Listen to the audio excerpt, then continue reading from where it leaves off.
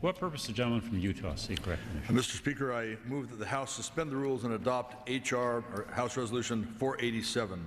Clerk will report the title of the resolution. House Resolution 487, resolution supporting the goals and ideals of Korean American Day. Pursuant to the rule, the gentleman from Utah, Mr. Cannon, and the gentleman from Illinois, Mr. Davis, each will control 20 minutes. Chair recognizes the gentleman from Utah. Thank you, Mr. Chairman, or Mr. Speaker. I yield myself such time as I may consume. I ask unanimous consent that all members may have 5 legislative days within which to revise and extend the remarks and include extraneous material on the resolution under consideration. Without objection, so ordered. Mr. Speaker, I rise today in support of H.R. 487, which supports the goals and ideals of a Korean American Day and recognizes the 103rd anniversary of the arrival of first Korean immigrants to the United States. Korean Americans have played an important part in American society since January 13th, 1903, when over 100 pioneer Korean immigrants arrived in America. I am proud to say this last century is chock full of significant Korean American accomplishments, from Jae Kim, the first Korean American to serve in the United States House of Representatives, to Eugene Chung, the first Korean American to be selected in the first round of the NFL draft. To commemorate this remarkable period, the Centennial Committees of Korean Immigration and Korean Americans designated January 13th of each year as Korean American Day. The Korean American community has created a successful community at large and has established a deep sense of culture and heritage for the upcoming generations. It has been a centralizing force that promotes progress and unity of Korean Americans, as well as preserves their close historical ties with Korean American ancestors. Korean Americans have played an integral part in helping the United States grow. Our principles of strong family ties, support for our community, as well as aspiring for success. With their contributions to the economic vitality of the U.S. global marketplace, they have also rejuvenated businesses, churches, and academic communities in the United States. The Korean American population has made enormous contributions to all facets of American life, including the United States military. At least 4,000 Koreans serve in the U.S. Armed Forces, with approximately 25% serving in Iraq currently. In addition, Korean Americans score among the top tier in academic tests and scholastic accomplishments. In closing, Mr. Speaker, I'm hopeful that House Resolution 487 will serve to bring the well-deserved recognition to a community that has given so much in leadership and heritage to our nation. I would like to thank Chairman Tom Davis for introducing this important resolution and urge my colleagues to join me in its adoption. Mr. Speaker, I reserve the balance of my time. The gentleman reserves the balance of his time. The gentleman from Illinois. Thank you, Mr. Speaker. I would yield myself such time as I might consume. Mr. Speaker, Korea and the United States entered into their first treaty, the Treaty of Friendship and Commerce, in 1882. The signing of the treaty ushered in a sustained period of cooperation between the two nations. Not long after the treaty was signed, Korean citizens began immigrating to the United States, and since that time have made rich contributions to the ethnic and cultural fabric of America. Korean immigration to the United States can be divided into 3 major waves. The first, from 1903 to 1905, consisted of about 7,500 Koreans, mostly men, who left their homes to work on Hawaii's sugar plantation as contract laborers. The second, beginning in 1950, consisted of women who married American soldiers and children adopted into American families. The third wave began in 1967 with the occupational and family reunification preferences of the 1965 Immigration Act. These waves of immigration followed growing U.S. involvement in Korea during the 20th century. Immigrants from Korea thrived in the United States despite social, economic, and language barriers. Korean Americans have made contributions in the fields of finance, technology, law, medicine, the military, as well as in other areas. 4,000 Korean Americans served proudly in the United States Armed Forces, many of them in Iraq.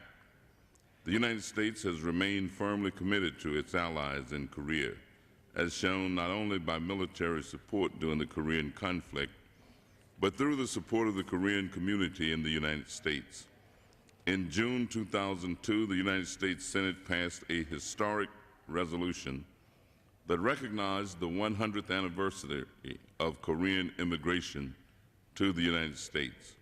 I urge all of my colleagues to join me in the commemoration of Korean American Day.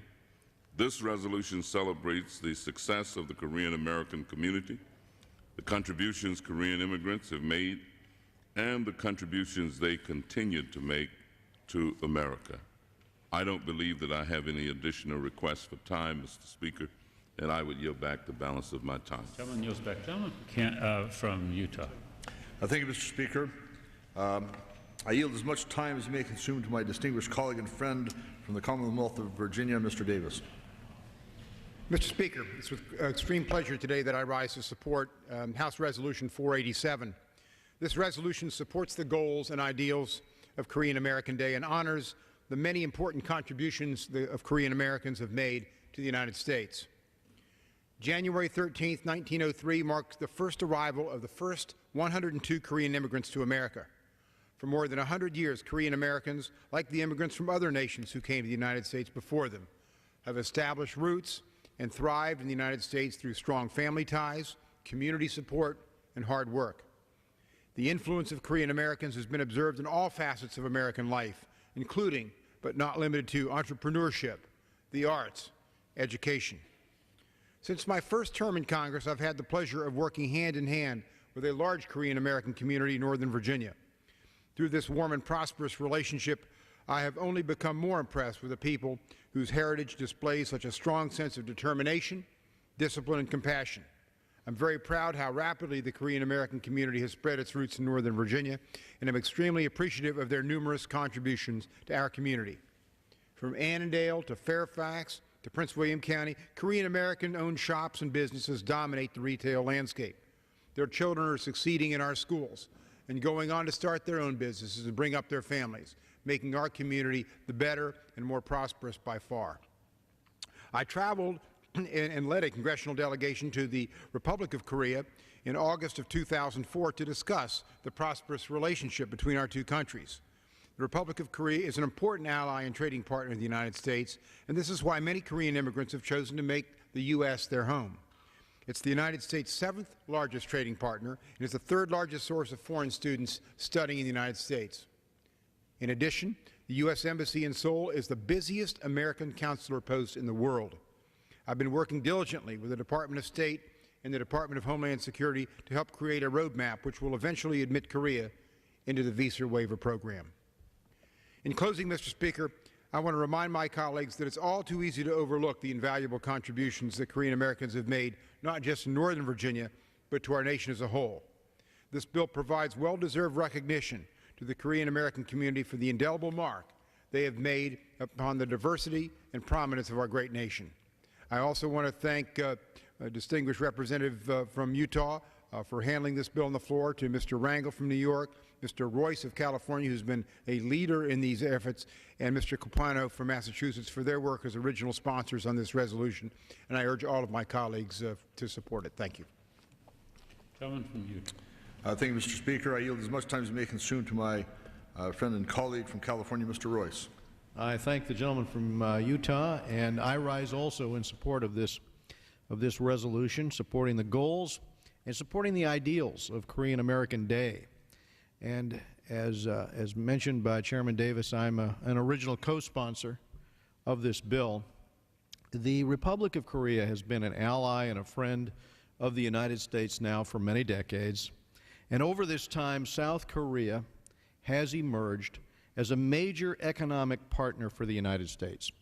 Korea is the U.S. seventh largest trading partner. Now, that's ahead of Western European countries such as France and Italy. And frankly, it's our sixth largest export market. The U.S. is Korea's largest export market, its second largest source of imports, and the largest supplier of foreign direct investment into South Korea. Now, South Korea is also a very key ally to the United States, and as chairman of the U.S. Republic of Korea Interparliamentary Exchange, I can report that many in this body recognize the importance of this relationship. I frequently travel to South Korea on the mission of building this relationship. It is vital that the two countries work closely together to address the difficult security challenge in Northeast Asia. There are now more than 1 million Korean Americans living in the United States. A large body of Korean Americans are in Southern California. From the first 100 who immigrated to the United States in the earliest 20th century, Koreans have become an integral part of our country. Today, 1 out of every 8 Korean Americans is an entrepreneur owning his or her own business. In my own district, I'm continually impressed with the Korean community and their commitment in upholding their own rich heritage and their commitment to education. The United States and California in particular have been enriched and defined by the contributions of Korean Americans in a wide variety of fields. Korean Americans have invigorated businesses and civic institutions, certainly academic communities and science across the country. Korean-owned businesses employ more than 1/3 men and women, generating sales and receipts of around $50 billion a year. This legislation gives Congress the chance to recognize the importance Korean Americans play in our community by establishing Korean American Day. And I thank you very much for yielding, and I yield back the balance of my time. Gentleman yields back. Gentleman from Utah.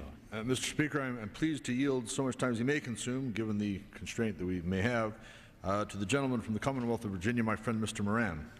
I thank my good friend from Utah for yielding me the time, and I won't take much of it, but I would like to reiterate what has already been said. The bottom line, though, is that we have a very close, almost unique relationship with the people of Korea. Thousands of our young men and women died to enable the South Koreans to live in democracy. They have taken advantage of that opportunity and have been a model for the rest of the world in terms of free enterprise and an active democratic system. And hopefully the people of North Korea will one day understand that South Korea has gone in the right direction, North Korea has gone in the wrong direction. But in addition to that strong relationship, Korean Americans have contributed to this country in a way that is paralleled by very few other nationalities. They have contributed in ways to our economy and our society that are indelible, that are worthy of great appreciation. Their work ethic, their strong values have done so much to the business for the business community and really for the stability of our society. Mr. Speaker, I would like to suggest that one way that we might express our appreciation for what Korean Americans have done for this country's economy and society is to pass the visa waiver bill. I'm a sponsor of this, and what it would do is to grant the same kind of opportunities for Korean Americans for Koreans to come from South Korea and to visit their relatives as are granted to 27 other countries, including all of our European allies and many of our Asian allies, Bosnia, Japan, for example. And yet today, there are thousands of South Korean families waiting in line, trying to get a visa to visit their own families here in the United States of America. They are not able to because they are not afforded the same visa waiver that our other allies are. In fact, they're about the only strong ally that is not granted that privilege. I think we should grant that privilege, and I think that would be further expression of the very strong and genuine sentiments that are expressed in this resolution. I obviously strongly support this resolution, and I appreciate the opportunity to say so on the floor. Thank you, Mr. Speaker. And I thank from Utah and the gentleman from Illinois for offering it, and certainly my good friend and colleague from Virginia, Mr. Davis. Thank you. Gentleman yields back. Gentleman from Utah. Thank you, Mr. Chairman. I'd like to again thank Mr. Davis, both Mr. Davises, for their work on this bill and bringing it forward, and want to urge all members to support the adoption of House Resolution 487, and I yield back the balance of my time. Gentleman yields back. The question is, will the House suspend the rules and agree to House Resolution 187? So many as are in favor say aye. Those opposed, no. In the opinion of the chair, 2/3 of those present having voted in the affirmative, the Mr. rules Speaker? are gentleman from Utah. I ask for the yeas and nays. The yeas and nays are requested. All those in favor of taking this vote by the yeas and nays will rise and remain standing until counted. A sufficient number having arisen, the yeas and nays are ordered. Pursuant to Clause 8 of Rule 20 and the Chair's prior announcement, further proceedings on this question will be postponed.